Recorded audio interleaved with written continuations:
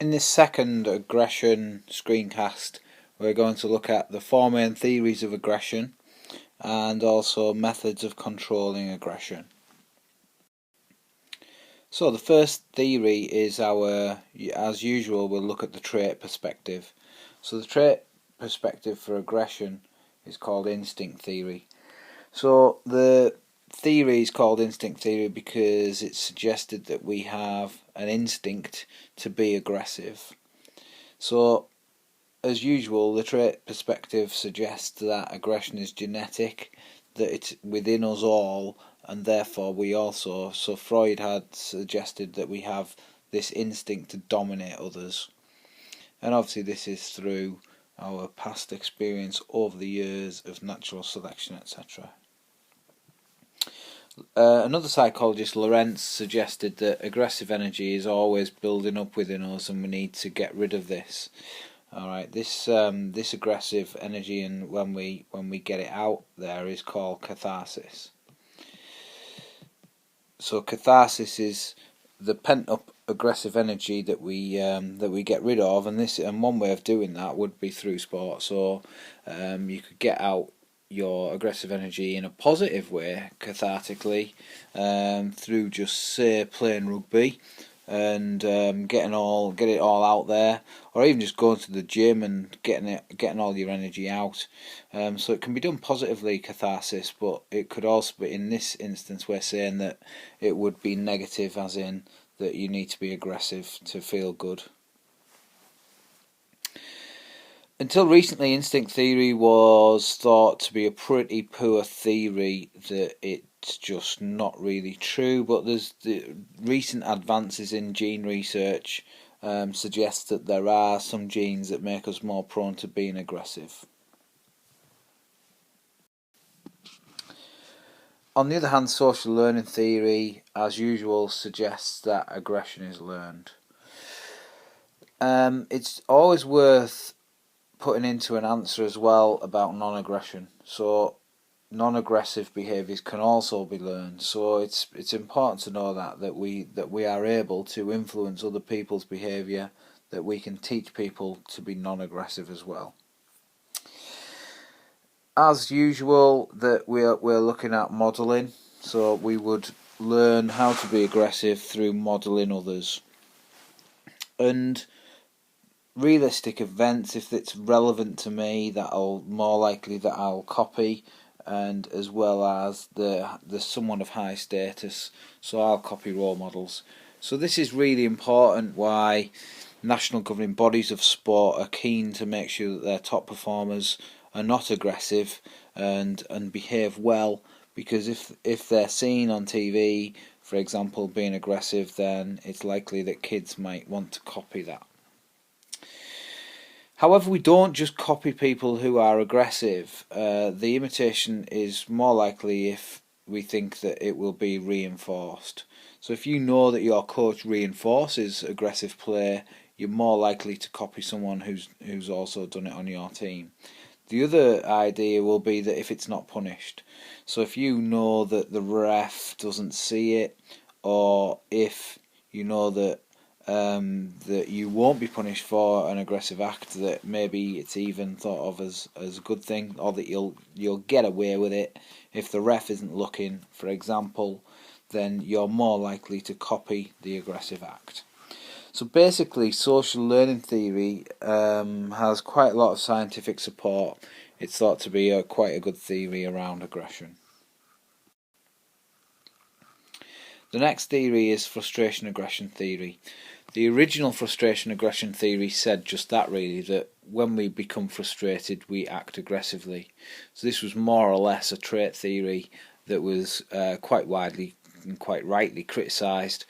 So basically they adapted it. So they adapted frustration aggression theory, they put in some social learning parts to it, so it becomes an interactionist theory.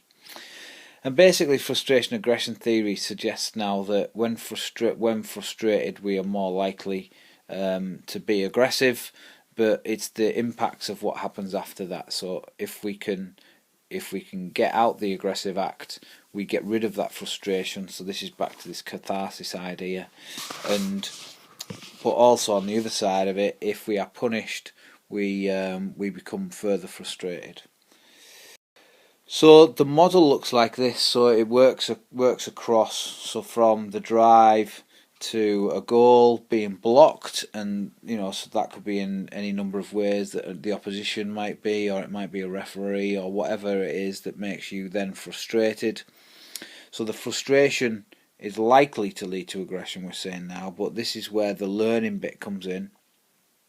So if that aggressive act is successful, then we feel good. Okay, so the catharsis comes out if the aggressive act is successful. However, if the aggressive act is punished, then we will become more frustrated. And that could lead to further aggression again, but also there is an element of learning that goes on. In other words, if the aggressive act is successful, then we learn that we can get away with it, but if it is punished, then although we're getting more frustrated with ourselves, we're also learning that we can't do it again. The last theory is aggression cue hypothesis. Again, this is an interactionist theory, and although there are some similar elements to frustration aggression, there are some vital differences that you need to know.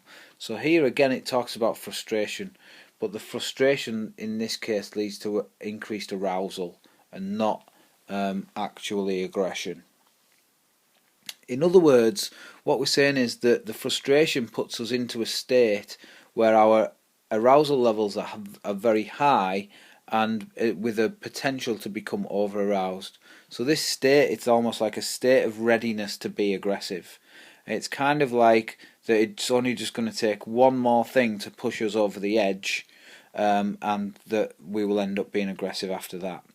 So that one thing we would call a cue. So a cue from the environment, and the theory suggests that it's an aggressive cue will trigger the aggression.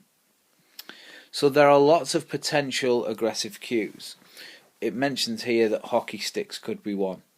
So any kind of equipment that we might use in sport that's associated with violent acts or aggression, like a stick, or even the fact that you're wearing helmets or protective gear, then those things, if they're in the environment, that could be the final cue that pushes you over the edge to be aggressive. It can be lots of other things though. It could be someone being aggressive towards you. There's even research that shows that your opponent's, your local rival's shirt could be the cue. So if you're, think of something like Rangers and Celtic, that if you're in that state of high arousal and you see the green and white hoops of Celtic, if you're a Rangers player, then that could be that's associated with being your big massive local rival who you hate, and therefore you will that cue will push you over the edge to be aggressive. Again, there is some learning here though, so again we would learn which cues that we can get away with and which cues we can't. The last question around aggression is the one where, as a sports psychologist or coach, or even in this case as an official or national governing body, that we could control aggression. So are we able to, if aggression is bad, which we're kind of saying it in the most instances that it is, are we able to reduce it or are we able to control it? So there are four main ways that this question can be asked. So we've split this up into four questions. Although there are some generic answers that you might be able to learn that transfer across each of the four things. So firstly, with the performer.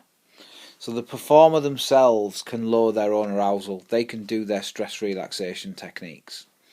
They can also remove themselves from the situation. They can walk away, or they can go and play on the other side of the pitch, for example.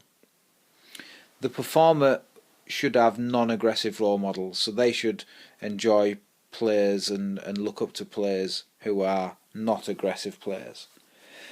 And if we set performance goals, if they set performance goals, focus on the performance, trying to improve, etc., it's less likely that they'll be aggressive. This would be opposed to setting outcome goals, where an outcome goal you might want to win at all costs, because you're focusing on the outcome, on the result. And part of that might be that you're prepared to be aggressive in order to reach the outcome goal. If you're setting performance goals, that's not going to happen. Next, the coach. So what could the coach do? The coach is in a situation where they have a little bit of power over players, so they can punish aggression. They could punish aggressive acts and aggressive players in a number of ways. One of those ways could be to substitute the player, so to actually take them off within a match, or ban them for the next game, for example. A coach is in that situation where they can influence behaviour, so in change rooms and things, don't reinforce aggressive acts. Because if aggression is reinforced by the coach, the players are going to listen to that and look to do it again. And as we've spoken about before, then other players will also pick up on this. When one player has been aggressive and been reinforced for it, other players will model that behaviour if the coach does reinforce it. Again, the performance goals idea can be set by the coach, so the coach can focus their players on performance goals and not worry about the outcome goals so much. And again, the coach can lower the arousal of the player. The coach can teach them how to do their stress management techniques, etc. Next then, the official. So an official in a match can reduce aggression by being consistent with their decisions and making sure they are fair. They can also pre-warn the players around things that, if you are aggressive, it's going to get punished in certain ways. And again, just punish immediately, so, don't wait for it. Don't allow any kind of reinforcement or to think the players might think they might get away with it. A national governing body as well has the power to ban players or fine players who are aggressive. And obviously nowadays this is coming in more and more with TV footage, etc., and panels and things where people can be punished for things after the event retrospectively. They can also reinforce though non-aggression with fair play awards, and there's instances where a fair play award is actually really valuable towards a club or an individual. And also they can promote non-aggressive role models, so they're in a position again to really push forward the right kind of role models from the national governing body's point of view.